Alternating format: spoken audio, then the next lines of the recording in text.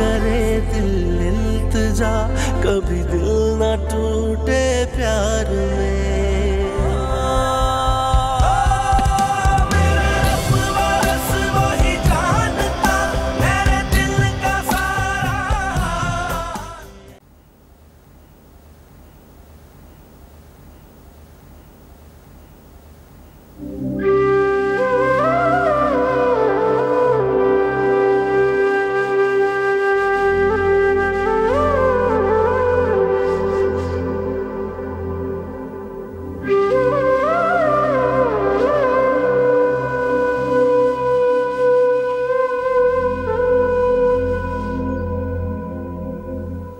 अरे यार वो आयला को छोड़ने चला गया था।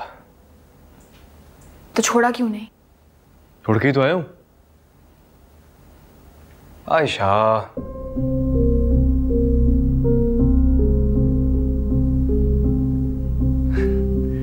ड्राइवर्स में से कोई नहीं था इसलिए ड्रॉप करने चला गया था। मम्मा ने कहा रात के वक्त अकेली लड़की का जाना मुनासिब नहीं है इसलिए तुम ड्रॉप कर दो, तो बस मैं तो इसीलिए। रात में एक अकेली लड़की का घर में रहना भी तो मुनासिब नहीं है। मामा ने ये नहीं कहा कि उसके साथ रह जाओ। आयशा ये आवाज नीचे रखिए, कम से कम आयला की मौजूदगी में तमाशा मत बनाए। आयला के सामने? कहाँ है आयला?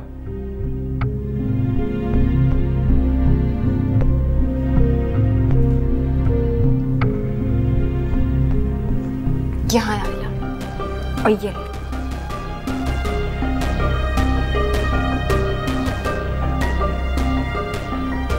सॉरी यार, मुझे अंदाजा नहीं था कि तुम्हें इतना बुरा लगेगा। मैंने तो ये वेयर भी नहीं किया था इसीलिए यहीं छोड़ गया था। आपको इस बात का भी अंदाजा नहीं था कि आपका आयला के साथ हमारे कमरे में होना मुझे कितना बुरा लगेगा? अब तुम ज्यादती कर रही हो। मैं ये तो समझ सकती हूँ कि आप आयला को क्यों छोड़ने गए, शायद उस तरह की कंपनी में आपको नहीं दे सकती, लेकिन मैं ये बर्दाश्त नहीं कर सकती कि आप आयला को मेरे कमरे में लेकर आए। हारिस क्या मेरे सिवा इस कमरे में आपको किसी और की मौजूदगी चाहिए? आयशा क्या बकवास कर रही हो तुम? इतना घटिया इल्जाम लगाते वक्त तुम्हें शर्म नहीं आई? मेरे किरदार पे शक कर रही हो तुम?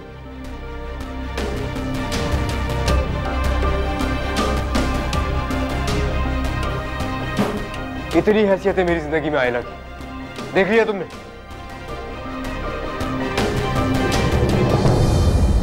हाँ कोई सांस लेती आरज़ू ऐसे कहीं रुक जाए ना,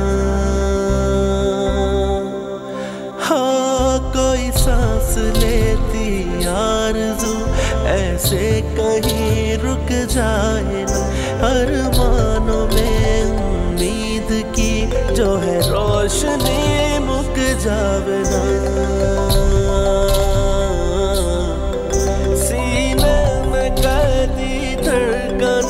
रोए मिला दे यार, सीने में कैदी धड़कने रोए मिला दे यार, वही इश्क था मैं ले चला, वही इश्क था मैं ले चला, जगती हाथों से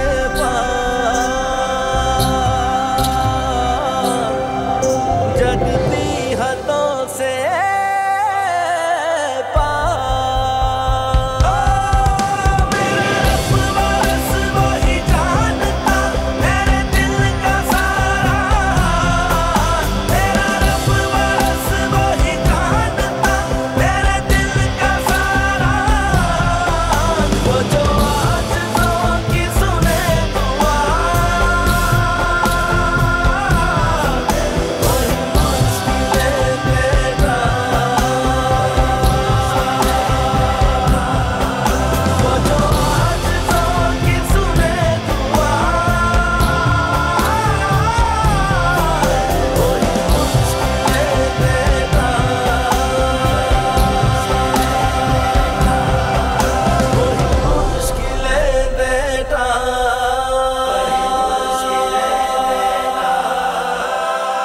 क्या प्लान है तुम्हारा आज का?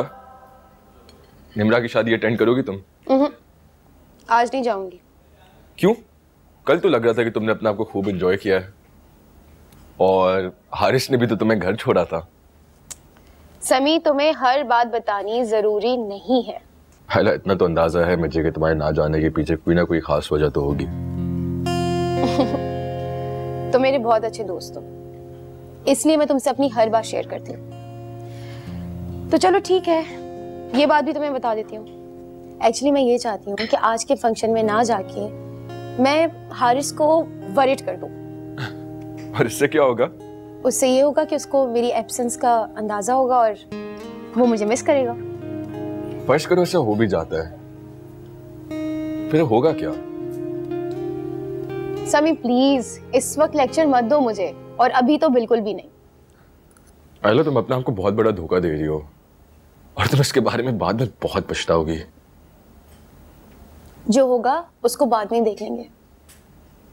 फिलहाल मैं ये चाहती हूँ कि मुझे जिंदगी में सिर्फ वही लम्हे मिले जिन लम्हों में हारिस मेरे साथ हो और सिर्फ मेरे बारे में सोचे।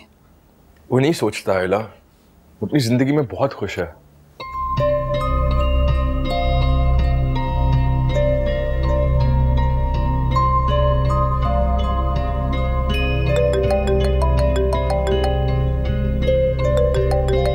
वो मेरे बारे में सोचता है। Hi Haris, how are you? Hi, sorry यार, कल रात तुम्हारी कॉल नहीं पिक कर सका था मैं। It's okay. मुझे भी बाद में एहसास हुआ कि मुझे इतना लेट तुम्हें कॉल नहीं करनी चाहिए। पता नहीं आयशा को कैसा लग रहा होगा, तो मुझे ड्रॉप भी करने गए थे। नहीं, इट्स ओके। क्या हुआ, कॉल क्यों कर रही थी तुम? बस यही पूछना चाह रही थी कि तुम रात को खैरियत से घर पहुंच गए थे।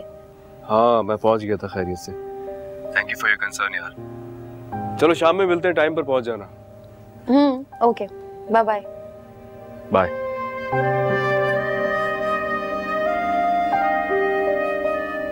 हारिस से कॉल की थी? क्या कह रहा था? हारिस कह रहा था कि वो चाहता है कि आज रात में फंक्शन में आऊं, मेरा इंतजार करेगा वो। इसका मतलब तुम जा रही हो? मैं नहीं जाऊंगी, और प्लीज तुम दोबारा से वो सारी बातें मत शुरू कर देना। खाना खाओ, मुझे भी बहुत भूख लग रही है।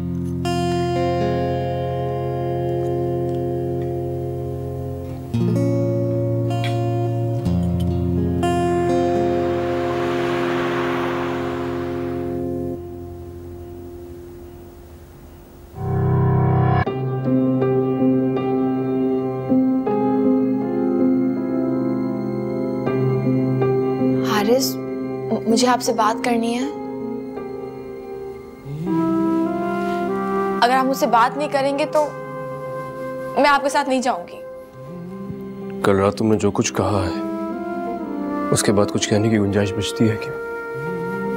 तो आप मुझे डांट लें, लेकिन आप मुझसे नाराज मत हो। मेरी नाराजगी की तुम्हें इतनी परवाह होती तो तुम इतनी बड़ी बात करने से पहले कई बार सोचती।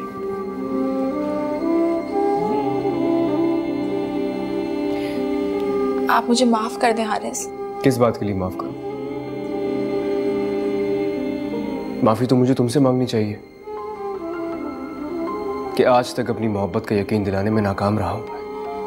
नहीं, मैं बहक गई थी हारिस।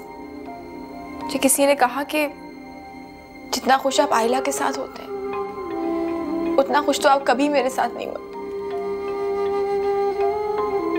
ये तुम्हें किसने कहा? जिसने भी कहा, मुझे मानना नहीं चाहिए था। आप प्लीज ये नाराजगी खत्म कर दें। मुझसे बर्दाश्त नहीं हुआ कि आयला आपके साथ मेरे कमरे में आई। आयला मेरे साथ इस कमरे में नहीं आई थी, वो मुझे बुलाने आई थी मम्मा के कहने पर। मेरी जिंदगी में तुम्हारे अलावा किसी की गुंजाइश होती ना आयशा, तो फिर तुम मेरी बीवी कभी नहीं होती।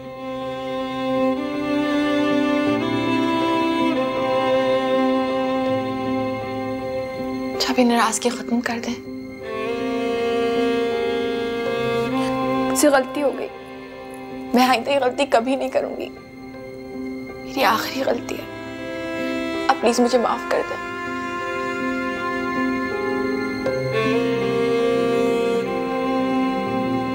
मोहब्बत में अगर शक की नौबत आ जाए ना तो माफी नहीं होती।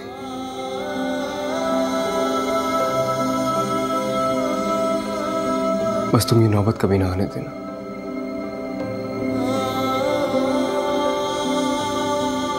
अगर कभी भी जिंदगी में तुम्हें मेरी मोहब्बत झूठी लगी, मैं उस दिन टूट जाऊंगा आयशा। मैं आपको कभी टूटने नहीं दूंगी हारिस।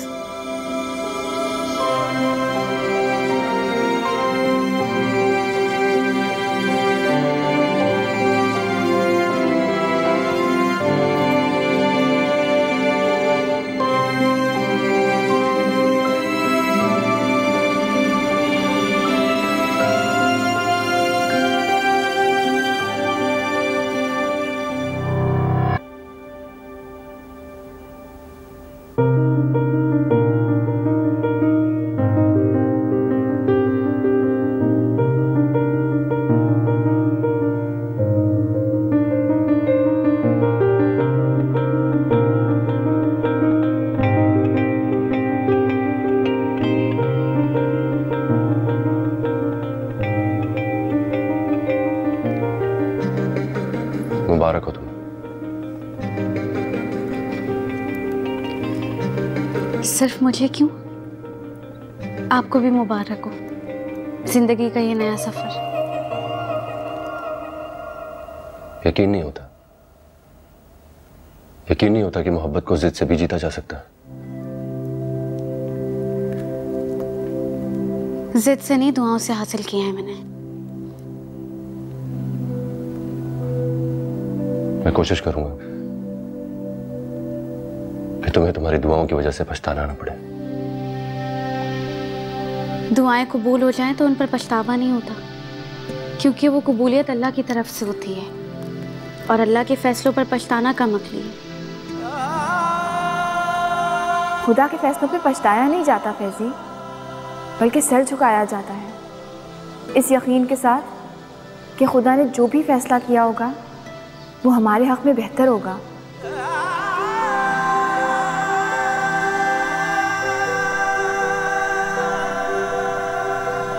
क्या सोच रहे हैं आप?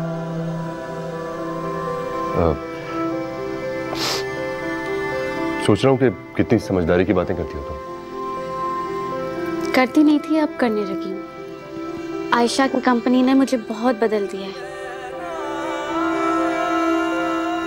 आपको पता है, मामा कहती हैं कि मुझ में आयशा का अक्स नजर आता है उन्हें। गलत कहती हूँ? मतलब हर इंसान की अपनी पहचान होती है। टूटे हुए दिल की सदा तो अर्श को भी चीर दे। हो टूटे हुए दिल की सदा तो अर्श को भी चीर दे। रोके ज़मीं वाले मगर क्यों चाहतों के रास्ते। सह जाए लाखों ही सितम मरता कभी ना प्यार। सह जाए लाखों ही सितम मरता कभी ना प्यार। वही इश्क था मेले चला, वही इश्क था मेले। तुम्हें पता है, तहज्जुद पे मैंने तुम्हारे लिए खास तौर पे दुआ की थी। क्या दुआ की थी आपने? यही कि तुम्हें वो तमाम खुशियां मिलें जो तुम चाहते हो। कभी अपने लिए भी दुआ कर लिया करो।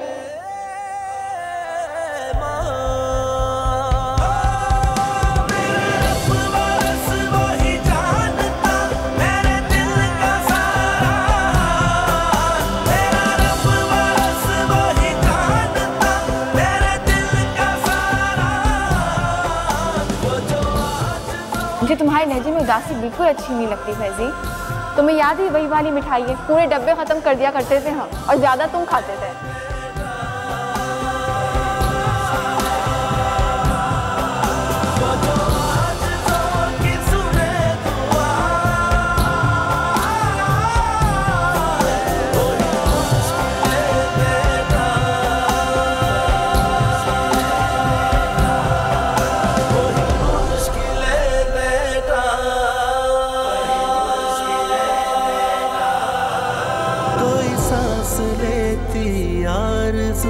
ऐसे कहीं रुक जाए ना।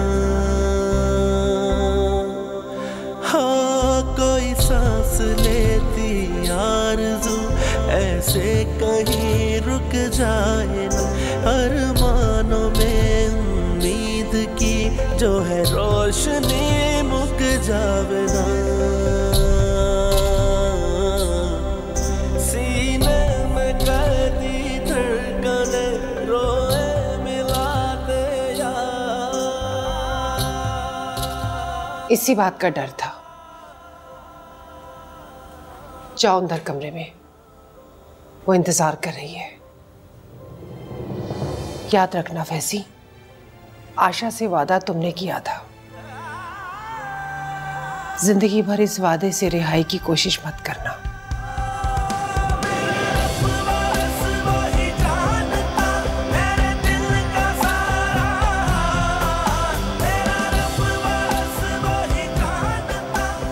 याद रखना फैजी, आशा से वादा तुमने किया था। जिंदगी भर इस वादे से रिहाई की कोशिश मत करना।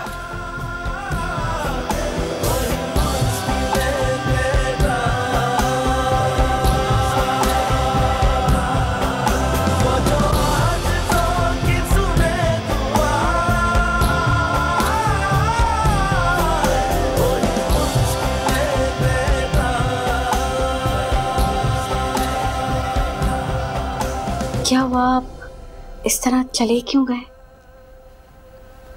काम याद आ गया था एक। कोई बात नहीं। तुम चेंज कर लो।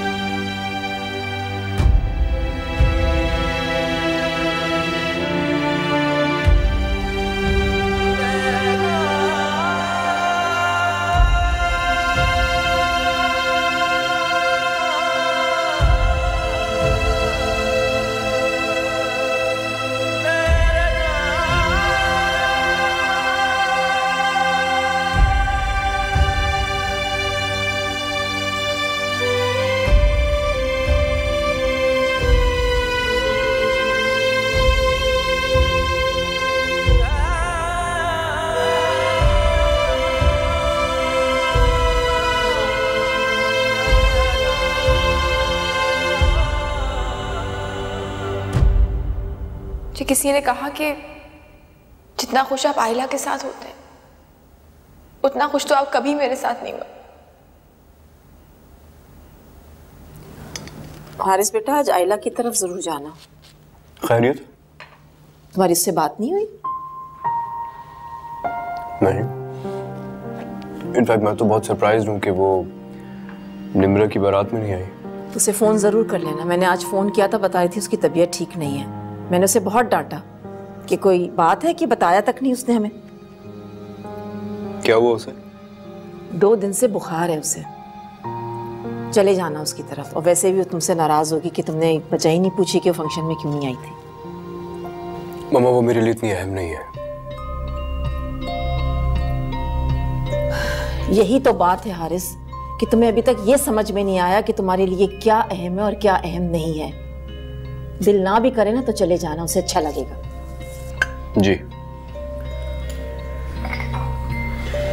नाश्ता तो कर लो। बस, थैंक यू।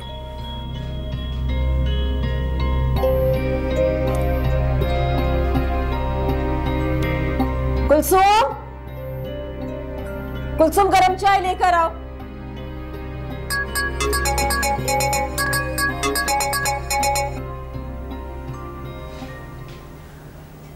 हेलो निम्रा, कैसी हो बेटा? हाय मामा, कैसी हैं आप? मैं ठीक हूँ। फैजी कैसा है? बिल्कुल ठीक है। मैं सोच रही थी कि मैं तुम्हें अभी फ़ोन करूँगी, लेकिन फिर ये सोचा कि दामाद साहब कहेंगे कि सुबह सुबह मैंने डिस्टर्ब कर दिया दामाद जी को। नहीं मामा, वो तो बहुत पंक्चुअल हैं, सुबह ही चले गए ऑफिस। व्हाट? ऑफिस चला गया शादी के दूसरे दिन? कह रहे थे कि बहुत इंपॉर्टेंट मीटिंग्स हैं, जैसे फ्री होंगे आ जाएंगे घर। अच्छा, रात को डिनर पे तो आ रहे हो ना तुम लोग? बिल्कुल जरूर आएंगे। निम्रा, मुझे बिल्कुल अच्छा नहीं लग रहा है कि वो आज ऑफिस चला गया है। कुछ दिन तो तुम्हारे साथ स्पेंड करने चाहिए थे ना उसे। कुछ दिन नहीं मामा, पूरी जिंदगी। अब पूरी जिंदगी मेरे साथ ही तो रहना है उन्हें। अल्लाह तुम दोनों को खुश रखे, लेकिन ये बात मुझे बिल्कुल हजम नहीं हो रही कि शादी के दूसरे दिन वो ऑफिस चला गया है। ऐसी भी क्या जरूरी मीटिंग थी? मामा आ जाएंगे जल्दी। अच्छा, शाम को जल्दी आ जाना, मैं इंतजार करूंगी तुम्हारा। ठीक है, अल्लाह हाफिज। Okay, bye bye.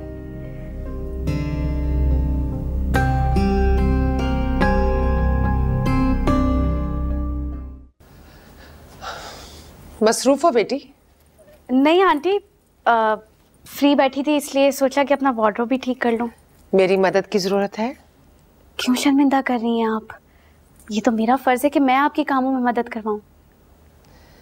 कोई ऐसा काम होता ही नहीं जिसके लिए मैं तुम्हें तकलीफ दूं बेटा। आपको एक राज की बात बताऊं? आपकी बहू ना घर के कामों में बहुत कामचोर है। मामा के घर में कभी काम ही नहीं किया मैंने, और जब भी मुझे आयशा ने कुछ सिखाने की कोशिश की, हमेशा बहाना बना कर टाल दिया। अक्सर लड़कियां अपने माँ बाप के घर में काम नहीं करती हैं। ये तो ससुराल वाले जालिम होते जो उन्हें काम सिखा देते। आपको पता है, पहले मैं भी यही समझती थी कि ससुराल वाले बहुत जालिम होते हैं, अपनी बहू से सिर्फ काम ही एक्सपेक्ट करते हैं।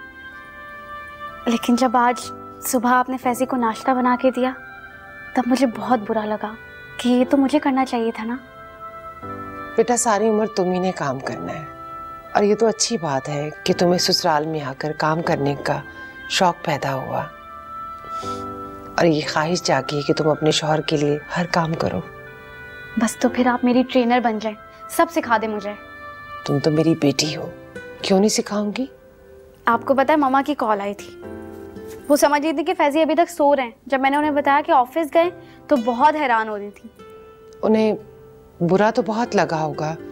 हालांकि मैंने फैजी से कहा भी था कि कुछ छुट्टियां ले लो, लेकिन उसका जाना जरूरी था बेटा।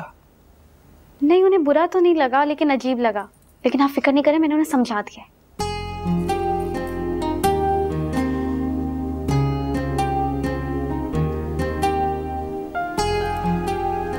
क्या हुआ?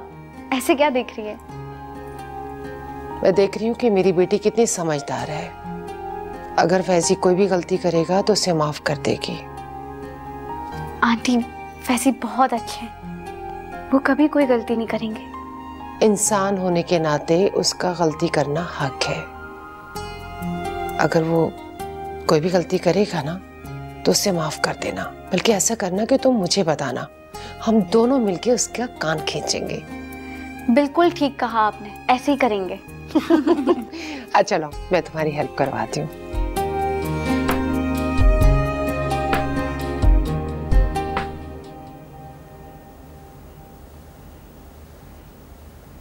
कहाँ जा रही हो? जा रही हूँ कहीं। इतनी राजदारी? उस कहीं का कोई नाम भी होगा?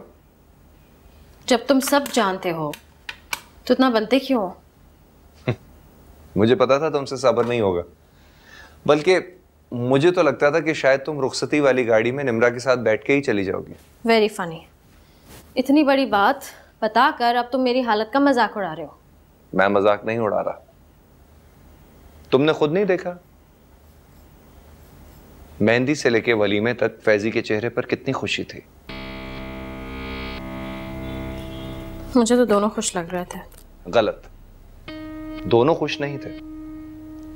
निम्रा की खुशी सच्ची थी क्योंकि वो हकीकत से अनजान है, जबकि फैजी के चेहरे पे जो मुस्कुराहट थी वो आर्टिफिशियल थी। वलीमे पे तो मुझे मौका नहीं मिला कि मैं निम्रा से कुछ पूछ सकती, लेकिन आज उससे तसल्ली से बात करूंगी। आज डिनर पे बात कर लेना उससे। नहीं, मैं जाऊंगी निम्रा के घर, उसके घर के हालात देखने के लिए। वैसे मुझे नहीं लगता कि फैजी तुम्हें निम्रा से लहदगी में बात करने देगा। हेलो, बहन हूं उसकी मैं, ऐसे कैसे नहीं बात करने देगा? क्योंकि मैंने उस पर जाहिर कर दिया है कि उससे जुड़े हुए सच को मैं जानता हूं, तो लाजमी सी बात है वो मेरे या तुम्हारे साय से निम्रा को दूर ही रखेगा। मजहर, ऐसा कौन सा सच है जो तुम मुझसे छुपाते आ रहे हो अभी तक? अब बताने का फायदा नहीं है किंजी, अब तो हकीकत सबके सामने आने ही वाली है। तुम्हारी बातों से मुझे बहुत डर लगने लगा है। लगना भी चाहिए, क्योंकि जो खौफनाक खेल तुम्हारे पेरेंट्स के घर में खेला जा रहा है उससे बहुत लोग तबाह हो जाएंगे। अल्लाह ना करे ऐसा ना होता अगर निम्रा तुम्हारे समझाने पे मान जाती और ये शादी ना करती। अब अंजाम से बचना नामुमकिन है।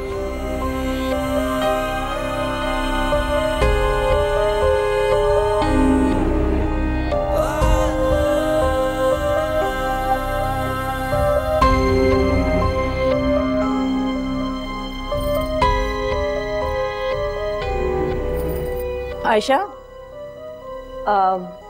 फैजी शादी के बाद पहली बार हमारे घर आ रहा है तो उसकी मेहमान नवाजी में किसी भी किस्म की कोई कमी नहीं होनी चाहिए। आपको ऐसा क्यों लगता है कि उसकी मेहमान नवाजी में कोई कमी रह सकती है मामा? क्योंकि वो पहले तुम्हारी आया का बेटा था ना, और अब इस घर का दामाद है, तो दामाद के हवाले से उसे इज्जत देनी चाहिए। वो पहले भी हमारे घर में कभी भी आया का बेटा नहीं समझा गया। और मैं ना देखूं कि तुम फैजी के आते ही पर्दे का बहाना करके कमरे में घुस गई हो। खाना में इकट्ठे खाएंगे। मामा, ये कैसी पाबंदी है? ये पाबंदी नहीं है, ये एटिकेट्स हैं। मैं चाहती हूँ कि फैजी का वेलकम हम बहुत अच्छी तरह से करें। कहीं वो ये ना समझे कि मैं अभी तक उसको एक आया का बेटा ही समझती हूँ, क्योंकि वो मजहर नहीं है जो खामोशी से हर कुछ बर्दाश्त कर जाए। हाँ, वो वाकई मजहर भाई जैसा नहीं है, क्योंकि वो इंसान की इज्जत भी करना जानता है और रिश्तों की नजाकत भी। किंजी और मजहर भी रात को डिनर पे आएंगे, तुम उन्हें अवॉइड मत करना। वो इसी काबिल है कि उनको अवॉइड किया जाए। तुम अभी तक मजहर वाली बात को भूली नहीं हो। अब मैं भूलूंगी भी नहीं मामा। मैं उनकी इज्जत जरूर करूंगी क्योंकि वो किंजी के शौहर हैं, लेकिन वो इज्जत के लायक नहीं है। तुम कौन होती हो ये डिसाइड करने वाली कि कौन इज्जत के काबिल है और कौन नहीं?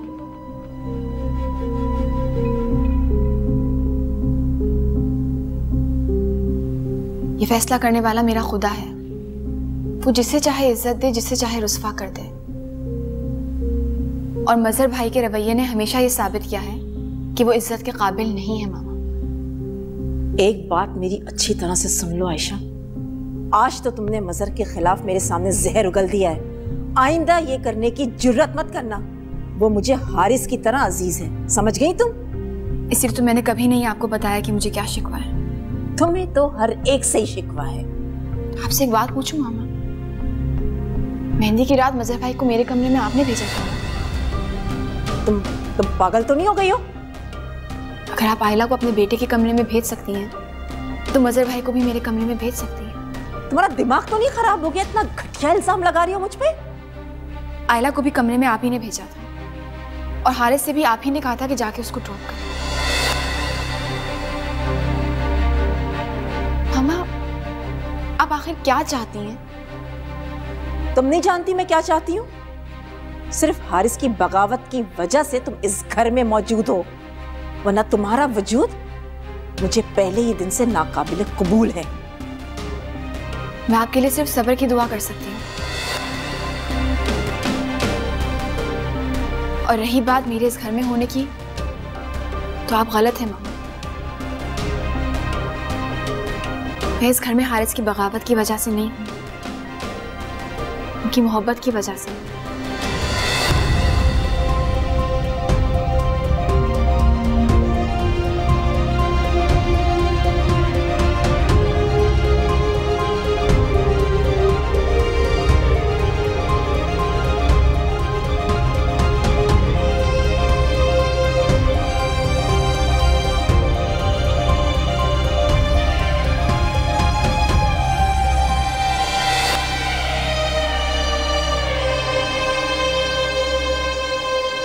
निम्रा से मिलने का दिल किया तो मैं आ गई। बहुत अच्छा किया बेटा, तुम आ गई हो। आओ बैठो ना। क्यों? मैं निम्रा के कमरे में उससे मिलने नहीं जा सकती हूँ? क्यों नहीं जा सकती? तुम्हारा अपना घर है। किंसी, किंसी, बड़ा सरप्राइज। कैसी हो? मैं ठीक हूँ, तुम्हारी याद आ रही थी इसलिए मिलने आ गई। बहुत अच्छा किया, आओ बैठो ना। हाँ। निम्रा, बहन को अपने कमरे में लेके जाओ ना बेटा। फैजी कहाँ है? वो ऑफिस गए हैं। वो आज ही ऑफिस चला गया? हाँ, अभी थोड़ी देर में आ जाएंगे। और आपने उसे रोकने की जहमत भी नहीं की? बेटा उसका ऑफिस जाना बहुत जरूरी था, वरना शायद वो ना जाता। अच्छा, मैं चाय का बंदोबस्त करती हूँ। लगता है मेरा एतराज करना तुम्हारी सास को बहुत बुरा लग गया। उन्हें बुरा लगा हो या ना लगा हो, मुझे जरूर लगा है। चलो मेरे रूम में। हाँ हाँ, दिखाओ अपना कमरा मुझे तुम। आ जाओ।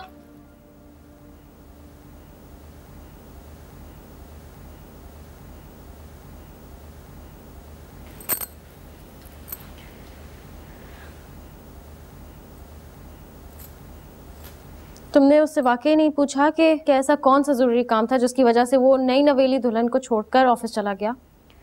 किंसी, जब इस बात से मुझे कोई प्रॉब्लम नहीं है तो फिर तुम्हें क्यों है? तुम्हें अगर प्रॉब्लम होगी भी तो तुम कभी हमारे साथ शेयर नहीं करोगी।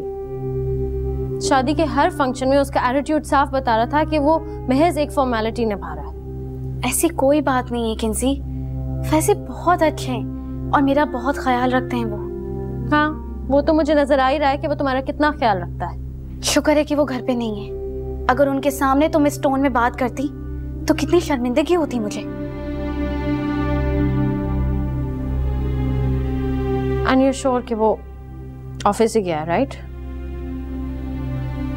बाबा, अब इस सवाल का क्या मैं जवाब दूं तुम्हारे? हिमरा, अपनी आंखें खुली रखो। I don't trust that guy. मुझे वो तुम्हारे साथ ज्यादा सिंसियर नहीं लगता। तुम्हारे जहन में ये फितूर जरूर मजहर भाई ने ही डाला होगा। मजहर की कोई भी बात बेबुनियाद नहीं होती। किंसी प्लीज मजहर भाई को जाकर समझाओ कि दूसरों की लाइफ में इंटरफेयर करना आप छोड़ दें। तुम हमारे लिए कोई दूसरा नहीं हो, और अगर तुम किसी मुश्किल में होगी तो मजहर तुम्हारे लिए परेशान तो होंगे ना। किंसी, मैं किसी मुश्किल में नहीं हूँ।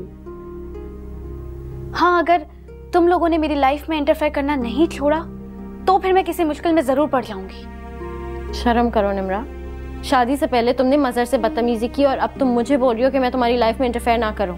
हाँ, क्योंकि मेरे पास तुम लोगों के ये फजूल के वहमों के कोई जवाब नहीं है किंसी। तुम मुझे सच बताओ, तुम वाकई उसके साथ खुश हो? देखो किंसी, मैं खुश हूँ, बल्कि बहुत खुश हूँ। मैं ट्रस्ट मी। और तुम्हें पता है फैजी भी मेरे साथ बहुत खुश है। शादी से पहले तुम्हारी बातों में आके मुझे वहम तो हुआ था कि फैजी इस रिश्ते से खुश नहीं है या फिर किसी के दबाव में आके ये शादी कर रहे हैं, लेकिन ट्रस्ट मी, मुझे यकीन हो गया है कि फैजी भी मुझे चाहने लगे। तुम खुश हो तो मेरे लिए इतना ही काफी है। हमारी खुशी तुम्हारी खुशी में है, और जब तुम खुश होगी ना तो हमारे सारे वहम दूर हो जाएंगे। Thank you Kinsey, thank you so much. अब तुम जाके मजहर भाई को समझाओ कि फजूल के अंदाजे मत लगाएं।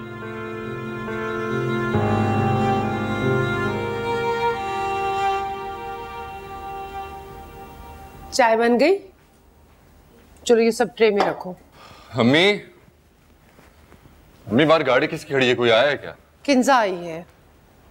तुमने तो कहा था कि तुम ऑफिस से जल्दी आ जाओगे। हाँ, तो मैंने कहा तो था कि मीटिंग खत्म करके आ जाऊंगा।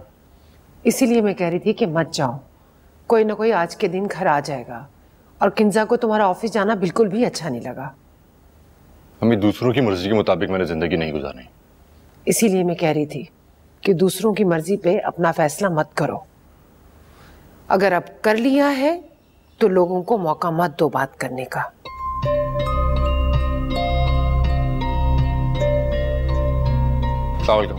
वालेकुम अस्सलाम।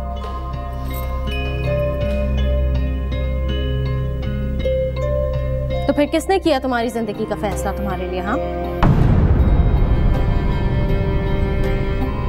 आप लोग बैठी, मैं चाय का बंदोबस्त करती हूँ। नहीं आंटी, ठहरे।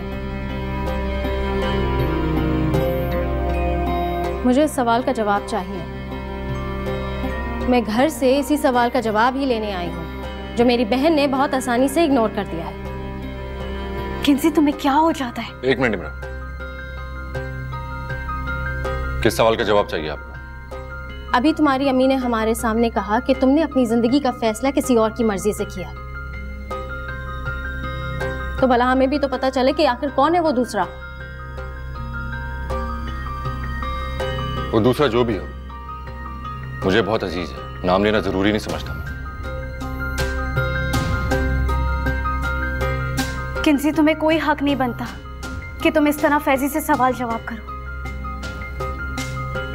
तुम्हें अपने सवाल का जवाब चाहिए ना, मैं देती हूँ तुम्हें। फैजी ने ये फैसला मेरी खुशी की खातिर किया है।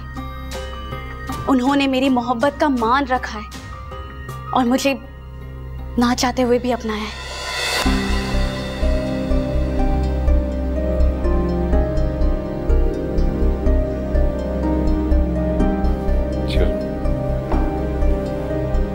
तो तुम क्या अब अपनी सारी उम्र इसी एहसान तले दबकर जियोगी कि इसने तुम्हारी मोहब्बत का मान रखा है? मैंने तुम्हें मना भी किया था कि जो शख्स तुमसे मोहब्बत नहीं करता है उसे अपनी जिंदगी से खेलने का मौका मत दो। बस किंसा, अब आप ज्यादती कर रही हैं। मेरे फैजी ने बड़ी मोहब्बत और मान से निम्रा को अपनाया। मियाँ बीवी का रिश्ता मान से नहीं मोहब्बत से चलता है, और अगर उस रिश्ते में मोहब्बत ना हो तो वो रिश्ता ज्यादा देर तक नहीं चल सकता है। बस कर दो किंसी, अब और तुम इंसल्ट नहीं करोगी फैजी की। बेहतर यही होगा कि तुम यहां से चली जाओ। निम्रा, प्लीज जाओ किंसी, जाओ।